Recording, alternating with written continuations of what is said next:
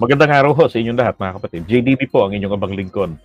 Ayun o, meron hong balitang lumabas po. Eto nga, ngayong araw na ito. Actually, kahapon sa interview po ni Arlene Stone, ni Arlene Bato, sa DCRH yata, hindi WIC ba yun? Nabanggit po doon ng isang kalokohan din ni Kibuloy. Ang sabi nga si Duterte daw ay nakinabang din. Nako. Doon sa mga traffic women ng KOJC. Ayan o. Sabi rito, Kibuloy, gifted Rodrigo, others. Ibig sabihin, pati ho ibang tropa nila. Binigyan ng mga KOJC women. Ang ina, anong akala nila sa mga babae, regalo? Is that how the way they treated their parents? 'Di ba? Panregalo. Hayop. So nire-rape na nga. 'Di ba? Tapos pagka na ito yung naisip ko Pag si Kibuloy ang rumape, base ron sa mga aligasyon, sasabihin niya pag nakaraos siya, huwag kang mag-alala, virgin ka pa. Nag-virginity check lang tayo. 'Di ba? Kasi spirito ng Diyos ang jumerger sa'yo. Kaya walang nasira. Pero dinudugo-dugo na yung babae. So kapag ka ang tumira yung mga tropa niya, ano kaya ang sasabihin naman? 'Di ba? Ito ay kagustuhan ng ama na ginampanan mo ang naaayon sa kalooban ng disappointed son. Ganon? Ang ina. Talagang makapamura sa mga balitang ito. Diba? Yan ho si Lord Vader. Biglang nahiya nagtakip ng mukha. Kaya alam naman na ng buong mundo itsura niya. Eto sabi rito, a former member daw ng KOJC, si Arlene Stone nga. Sabi diyan, eto, tingnan nyo Kibuloy gifted former President Duterte and other officials with women. Shit. So yung mga tropa nga ni Duterte na nasa gobyerno, officials nireregaluhan ng babae. Grabe. In an interview with DCRH, Arlene Stone, a former worker of KOJC and spokesperson for former KOJC members now residing in the US, said the victim allegedly offered by Kibuloy to Duterte is still at the church compound. Naku, sana lumantad na to nung nandyan po yung mga kapulisan natin. 'Di ba? O baka naman tinatago rin katulad ng mga kabataan na nadatnan nilang natutulog malapit sa silid ni Kibuloy. At question, 'di ba sa hearing, how did you know that the room is Kibuloy's is the pastor's room? Sabi niya, common sense na lang sobrang ganda nun 'Di ba? Alangan naman na yung Alipore, sobrang ganda ng kwarto. Pang jacuzzi, pang sogo yung itsura, pang hotel. Tapos ang tulugan ng pastor nyo dun sa underground. Mga common sense, di ba? Katulad ng mga ordinaryo. Siguro pagka hindi mga kagandahan, doon ka sa silong. Di ba? Sa basement. No, hili-hilera kayo doon. Sa malapad na plywood, may mga kutsyon-kutsyon kayong manipis. Tabi-tabi kayo ron matulog. Okay, sabi niya, based on my information, some members, marami, of the pastoral were being offered to persons very close to Kibuloy. Like for example, President Duterte, if he likes one of the members of the pastoral, Kibuloy would grant it. Yan, grabe. Diba? So dapat to sagutin nila to ng maayos. Ito pa. According to Stone, the members of the pastoral should answer the accusations against Kibuloy. Diba? Yan. Stone said that KOJC members in the US, ito pa isa pang matindi So doon, required siya dati na magbigay ng 1,800 to 2,500 monthly. At nung hindi po siya makabigay dahil pinipetisyon niya yung nanay niya at saka yung kanyang naganak siya noon. So, kinapos sa pera, wala rin siyang regular na trabaho. Ito, narinig ko noon sa kanya to So, nagalit daw po itong mga mga pakyunista sa kanya. At ang nangyari po ay naging utang yung mga monthly hindi niya maibigay na halaga with interest. Ayan, no? Stone has asked other alleged victims of Kibuloy to surface and testify against the KOJC leader.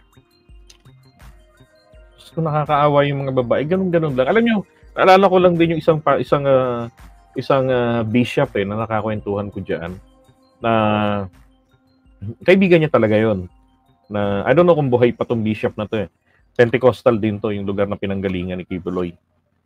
At nagulat nga sa transformation ni Kibuloy. That was during the time of Gloria Arroyo. May mga bodyguards talaga sa Kibuloy. Nagulat nga siya ron sa baril sa gilid ng sasakyan. Pinasakay siya. Sabi niya, bakit may usi dito? Sabi ni Cubes, protection yan, Thor. Protection? Bakit? Wala na bang Holy Spirit? Ay, mabilis yan. Mabilis daw yung usi. Tapos nung kumakain na sila sa San Juan, sa Green Hills, di ba may Savory doon? So may mga bodyguards na nakapalipaligid. So, hindi naman dikit na dikit. Sabi niya, kita mo yung magandang babae na yon. Sabi niya, wag mo akong tignan, wag mo akong hawakan, wag mo akong gaya ng ginagawa nila nung araw na magkakatropa. Kasi sa kanila, parang Diyos ako. Yang babaeng yan, sharpshooter yan. Sabi niya, pag bumaril yan, pagitan na kayo tumatakbo, pagitan ng mata ang tama mo.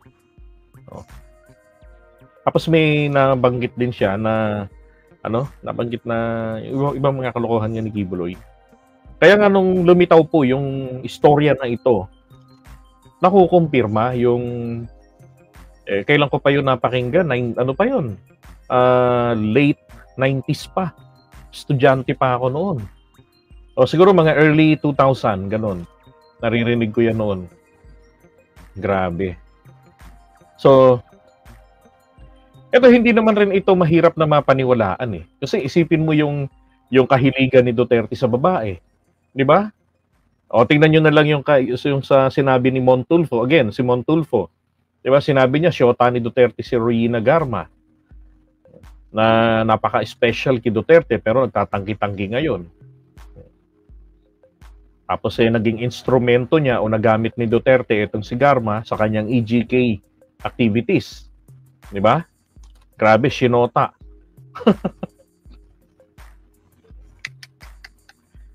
Sabi ni Budol Buster, ang hihilig gumawa ng budol story ng mga tropang budol gang supporters at kakalat ng chismis na ang mga puta. Unverified, puro sabi-sabi mga ugok. Unverified, di sabihan mo ang naglabas ng balita na to, diba? Yung Philippine Star. Actually, hindi lang naman Philippine Star yan Ang dami ng lumabas na ganyan. Ito, isa lang. Kasi ito lang yung pinaka-light na nakita ko. Yung ibang mga naglabas ng balita na to, mas matitindi pa. Diba? Kaya nga, at saka kung sinasabi ninyo na mga didilis, si Maharlika, buwis buhay ang kanyang ginagawa, mas buwis buhay ito ginagawa ni Arlene Stone. Di ba? Okay? Ako talaga naniniwala ako na posible ho talagang nangyari ito. Posible ho talaga nangyari itong ganito. Yan. Katunayan nga, nag-react na rin nga po etong taga SMNI. Eto, nanawagan etong si MJ Mondehar. As respectful Filipinos daw po, panawagan niya to all vloggers and content creators. Kasi pinaglalaroan na si Kibuloy Sabi rito, disrespecting and making fun of others, especially to a respected person like Pastor Apollo Kibuloy, who dedicates his life in serving the Almighty Father, doesn't make you famous in a positive way. Okay?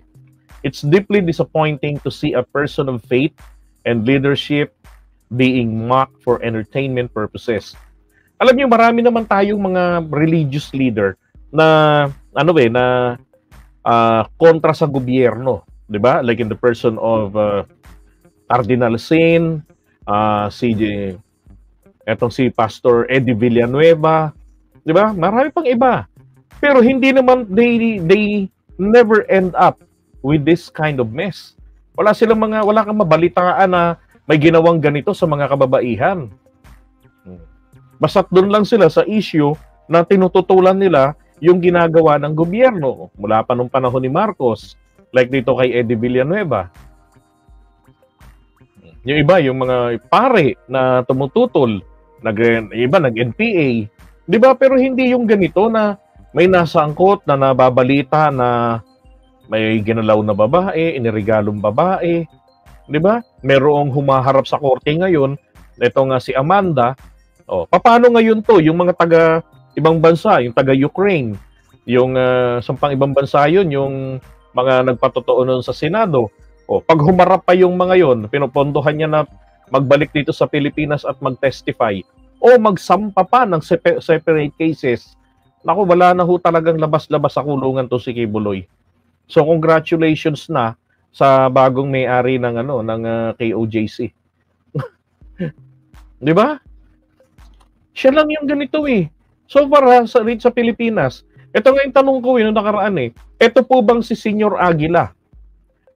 Meron bang ganitong issue sa babae? Yung kapa na karibal ni Kibuloy noon na inatake ni Duterte, di ba? Meron bang issue ganito yung kapa? Wala. Di ba? Tapos parang napaka-rare nito eh. Napaka-rare na ganito yung klase ng pastor, 'di ba? Na nagkaroon ng ganitong issue sa mga babae. Talagang iba ho kasi yung claim niya, extraordinary kumbaga. Sabihin niya, I am the appointed son of God. And linawin ko lang ito Yung sagot niya nila Bato de la Rosa na nung nagalit siya sa hearing, 'di ba, sa Davao City, na sabi niya, we are all the sons and daughters of God. Alam niyo, hindi niya po na-gets. Ang ibig sabihin doon ang ibig sabihin kasi ng claim ni Kibuloy ay kasi he also claims deity. 'Di ba? Si Kibuloy, lahat po tayo ay mga anak ng Diyos. Okay? Yun lamang po. Okay? Meron po itong hindi ba't may video na lumabas na ginamit ng mga fake news vloggers o yung mga clickbait vloggers na Kibuloy umamin na kung sino ang totoo niyang tatay. Ang sabi niya doon, ako ay anak ni Lucifer. Ganon. Tapos pinutol niya na. Alam niyo po, napanood ko yan nung araw pa yung lumang video na yan. At yan naman po, ang may aral tungkol dyan nakalimutan ko yung version, I'll put later. Ang sinasabi po doon sa aral na yon ay ito. Lahat tayo na mga sumusunod ayon sa pita ng laman, yung desires of the flesh, ay itinuturing pong mga anak ng sanlibutan ito o anak ng diablo. Pero yung sumusunod sa kalooban ng Diyos ay inaaring ganap, itinuturing ng Diyos na kanyang mga anak. Yun po yung ibig sabihin nun. Pero dito kay Kibuloy, iba hong anak na tinutukoy niya rito. Ito yung kumbaga ka-level. O kaya siguro kumbaga ang tunay na anak ng ama ay ang Panginoong Hesus, siya naman ang ampon. Hindi niya lang mabanggit na siya ay adopted son, kasi po ang adopted son po ng Diyos, yun pong mga tao sa sanlibutan. Okay, na sumusunod sa kalooban ng aral ng Biblia o ng tunay na Kristyanismo. Yun po ang tinutukoy na adopted or ampon na mga anak ng Diyos. Si Kibuloy, iba ang claim niya. Siya ay appointed, inappoint siya ng Ama.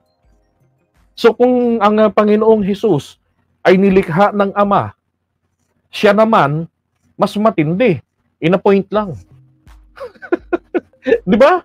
Inappoint siya na parang, ikaw ay aking magiging anak. Ganun lang. Iba-iba yung Iba yung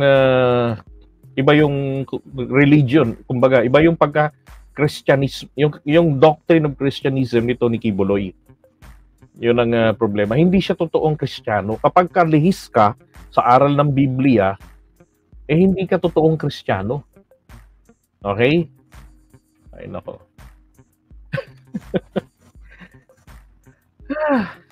Grabe. So, hindi na nila kinakaya tong mga bagong, tong mga bagong batikos, Kikibuloy. Ito na lang ito na lang po mga kapatid Bakit sila, kapag sila ang SMNI umaatake o yung mga anchor nila na naninira sa gobyerno, sa presidente, di ba? Sinasanction ba nila? Alam niyo ba nung hearing noon sa Kongreso, sa SMNI, sa fake news nila, kina Eric, doon lang na nila sinabi na nagkaroon na sila ng sanction. At sinuspend na nila si Eric Anli. Kunwari, pero umi-ere. Diba? Ibig sabihin wala talaga silang paki. Ang goal nila talaga is atakihin ang gobyerno. Kasi sila, ang mga hindi pro Duterte will, tinuturing nila itong kalaban. At ito tinuturing nilang NPA at yun. Sinisira nila ng sinisira. Ngayon, pabulusok na ang KOJC. Wala na akong nakikitang pag-asang makalabas pa yung si Kibuloy ng buhay diyan sa kulungan. Ang pinaka list na lamang na most convenient na mangyari sa kanya kung magiging patas ang judge hanggang diyan na lang yan sa PNP Custodial Center. Pero kung mapagbigyan yan ng hiling nila ng hospital arrest, ibang usapan na yan. Di ba? Sabi, paano ba bibigyan natin ng respeto ang taong merong kasong child abuse at sex with a minor tapos nag-aatempang taguan at takasan yung kaso niya sa korte? Tama, di ba?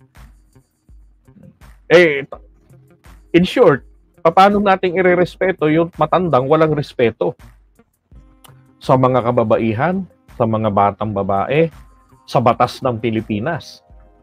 Paano yan bibigyan? Aminin natin, totoong nababastos na po talaga ngayon si Kibuloy. Deserve naman yung mabastos Mismong ang Diyos mismo binabastos niya Di ba?